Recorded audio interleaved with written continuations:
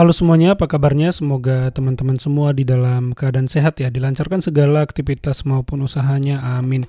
Ya, miris ya teman-teman, di sidang tahunan MPR kemarin, kita melihat anggota DPR itu joget-joget karena gajinya naik teman-teman, dan tembus ya konon sampai 100 juta ya teman-teman. Tetapi ada satu sosok, yaitu Mas Gibran, yang seperti mewakili kemarahan dan kesedihan kita semua. Di sana Mas Gibran tampak marah ekspresinya teman-teman. Teman-teman lihat video yang beredar bagaimana Mas Gibran terlihat sekali tidak happy, tidak senang dengan situasi di ruangan tersebut. Ini membuat kita semakin yakin tidak bisa tidak bahwa Mas Wapres ini harus menjadi capres dan menang di tahun 2029, karena sepertinya hanya Mas Gibran yang masih bisa berempati dan prihatin dengan kondisi masyarakat. Nah, bagaimana videonya?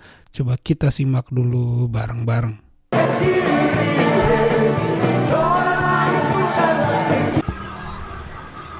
Gimana Mas Gibran, sampean muak ya ngelihat muka-muka itu anggota DPR.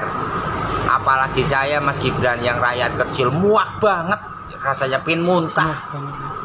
Saya nitip pesen nih Mas Gibran, tahun 2029 jika Mas Gibran terpilih jadi presiden nih, bubarkan DPR ya. Saya nitip itu hama negara itu Mas Gibran ya. Jadi selama 5 tahun ke depan ya, Mas Gibran hati-hati sama itu anggota DPR. Itu sengguli semua Mas Gibran. Hati-hati Mas Gibran ya. Itu musuh-musuh dalam selimut semua itu. Itu aja Mas Gibran ya. Semoga sehat selalu. Amin. Guys, buka mata kalian lebar-lebar guys ya. Banyak yang nggak sadar justru pemerintah saat ini sedang memperlihatkan siapakah yang menjadi duri dalam daging selama ini di negeri kita tercinta. Ketika pemerintah mengeluarkan sebuah kebijakan atau undang-undang, itu yang menyetujuinya adalah DPR. Ketika mereka tidak menyetujui undang-undang atau kebijakan tersebut, maka kebijakan itu tidak akan berlaku. Lantas kenapa sampai saat ini kebijakan-kebijakan yang membebani rakyat seperti kenaikan pajak, penyitaan tanah 2 tahun nganggur, pembukuan rekening, royalti musik yang gak jelas, itu disetujui sama mereka. Dan bahkan kebijakan yang menguntungkan mereka, yaitu kenaikan gaji sampai 100 juta 1 bulan, itu mereka langsung dengan happy menyetujuinya dan bergoyang ria. Oke? Tapi kalian sadari nggak? Ya, semua kebijakan itu menguntungkan para elit. Hanya satu kebijakan yang membuat mereka panik, itu tidak mereka setuju sampai saat ini. Apakah itu? Penyitaan aset para koruptor. Belum disetujui sampai saat ini. Jadi kalian udah tahu kan siapa yang menjadi duri dalam daging di negeri kita tercinta ini? Nggak sih kalian satu hari digaji 3 juta?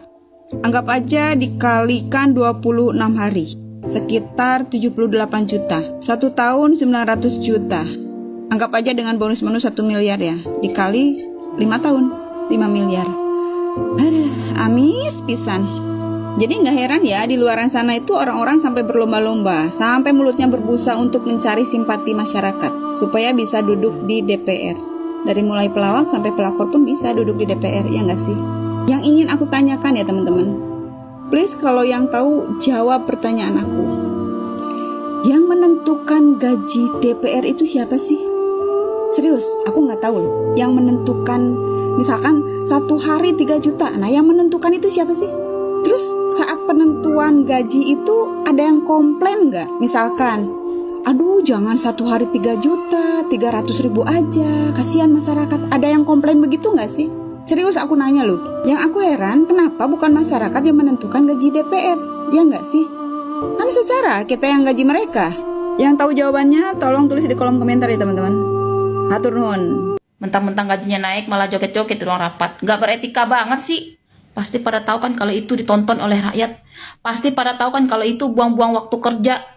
Anda joget-joget itu digaji negara. Gak ada yang ngasih SP apa? Lucu ya, biasanya orang yang naik gajinya itu kelihatan hasil kerjanya.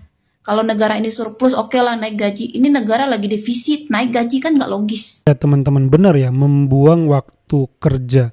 Menurut saya kondisi Indonesia saat ini belum waktunya untuk berleha-leha. Harusnya sebuah rapat, sebuah acara di forum DPR itu padat ya teman-teman, padat, tidak untuk dibuang-buang dengan joget-joget ya teman-teman, karena begitu banyak PR bangsa ini gitu teman. Pagi kita buat short comment ini tentang anggota DPR yang joget-joget kemarin di sidang MPR itu. Mukanya Mas Gibran sampai ketakut seperti itu. Tapi di sisi lain kita lihat Pak Prabowo juga joget perutnya gitu. Ini kalau kita kita lihat itu gestur itu menandakan kesamaan berpikir gitu. Jadi kita sudah tahu yang mana yang satu ranting burung hinggap satu ranting, mana yang tidak. Jadi Indonesia ini akan dibawa joget terus ini ke depan. Kalau joget apa yang dapat ini sampai sekarang ini kita 10-11 bulan masih joget terus kan. Jadi kita harus wise berpikirnya untuk melihat mereka sehingga kita bisa menentukan ke depan ini mau diapain Indonesia begitu ya.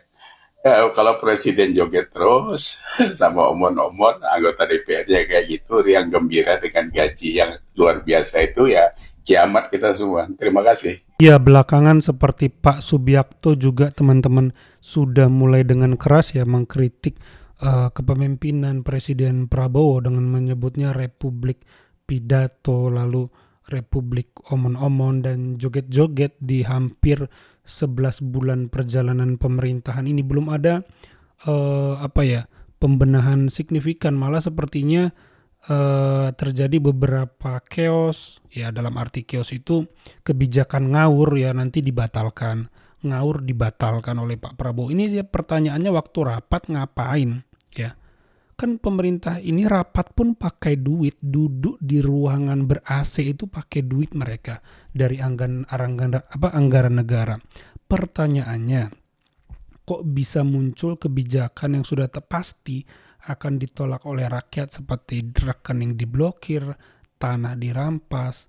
Itu kan semua cost. Ketika mereka rapat pakai biaya, itu ada cost di sana. Kenapa tidak benar-benar merancang program yang baik untuk rakyat? Ini malah tiba-tiba dibatalkan oleh Pak Prabowo ya. Jadi polanya begitu aja, ada situasi sulit muncul seorang pahlawan yaitu presiden. Ini kenapa begini terus ya? Bisa nggak sih jangan berulang? Jadi ketika zaman Pak Jokowi kita tahu ya kebijakannya itu bikin rakyat happy, bikin rakyat senang ya teman-teman. Misalnya bangun bendungan, nggak ada orang yang nolak dibangunin bendungan, bangun jalan ya, bangun irigasi, happy rakyat, dengarnya aja udah seneng gitu teman-teman ya. Inilah mulai pecah nih ya, pendukung Pak Prabowo mulai kecewa nih teman-teman ya. Ini sepertinya Gibran nih harapan satu-satunya nih teman-teman, terbukti dari ekspresinya di gedung DPR kemarin, gedung MPR tuh seperti dia saja yang mewakili rakyat teman-teman ya, untuk tidak ya berjoget ria di tengah kesulitan rakyat. Kalau menurut teman-teman bagaimana? Coba tambahkan di kolom komentar.